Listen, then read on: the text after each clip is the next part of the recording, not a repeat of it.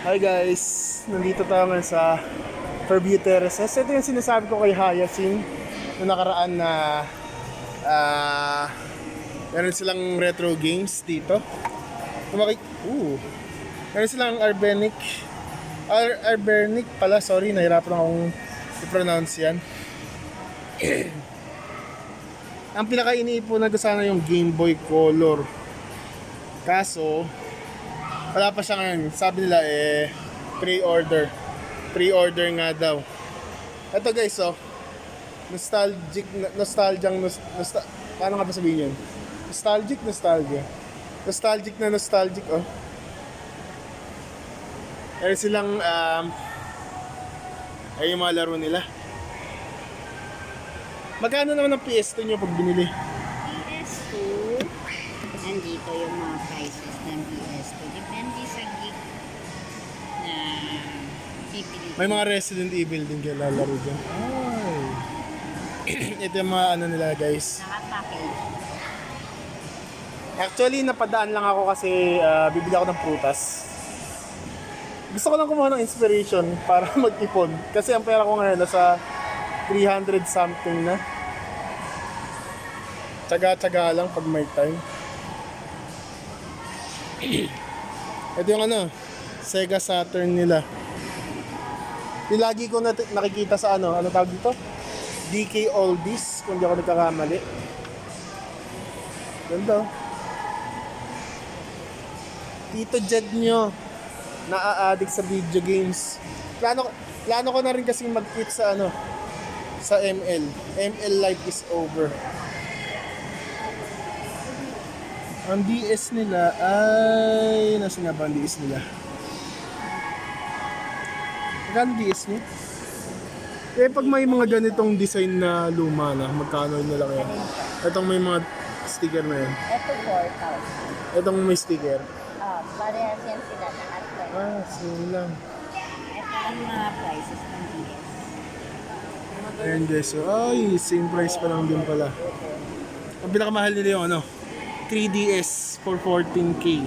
Kung hindi ako nagkakamali, 14K yung basa ko doon. Ayan guys, so DualShock PlayStation, Game Boy, ang pinag-iipunan ko. Actually, natapos ko na ang Pokemon Fire Red, Sapphire, Ruby at Emerald. Ang kailangan ko lang laruin ang Silver. Ayun retro toys.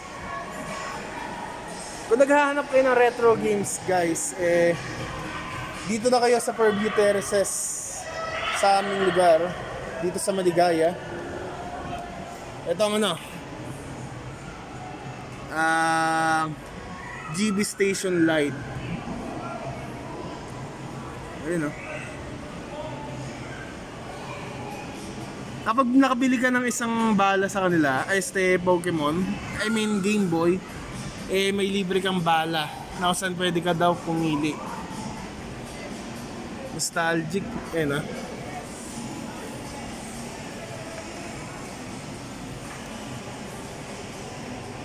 Actually, bata pa lang ako guys, mahilig na ako sa games. Nung bata nga ako, laging kinukumpis ka ng teacher namin yung Game Boy ko nun. Lagi nilang kinukumpis ka. Ibabalik nilang pagka alam nyo na, tapos ng klase.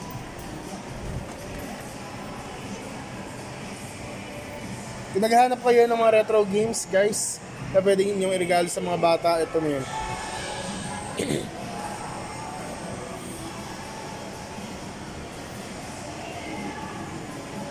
Ang pinag-iipunan ko sana yung Game Boy Color, pero wala sila. Kaya Game Boy Advance na lang for 3,000 with free cartridge and AA battery. Nagbebenta rin ba kayo ng mga rechargeable battery? Yes. Yung mga sinasaksak lang. Ayun, swerte. Nagbebenta rin sila nun. Ang pinaka-uso ngayon dito sa nila ay ang Arbenic 3G35XX. Hindi ko alam kung tama ang pronunciation ko.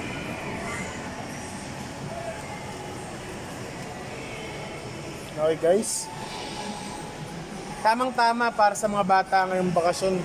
Kesa puro sila ML, Call of Duty, Roblox, alam niyo yun. Mas maganda pa rin na nakikilala nila yung mga old retro games. Kasi karamihan kasi ng mga PlayStation 2 at 1, mayroong mga educational games. Tama, di ba? May mga educational games din. At least hindi sila natututong magmura. Kasi karamihan ng mga pinapanood ng mga bata ngayon may mga bad words. Pero ito ang pinag-iipunan ko. Ang Game Boy Advance. Bagong-bago. Ayun na. Darating ang araw, malapit na dumating ang araw, mabibili kita. Sabay ganun. Okay, this is Tito Jed. And this is the end of my video. Shout out po sa Game Selections. Nakita ko na rin po ang YouTube ng Game Selections, guys. Anong tawag doon? Paano nga ba nila sinasabi to? Legit na legit po. Paano nga ba to? Binabalik buhay nila ang retro games sa taong 2024.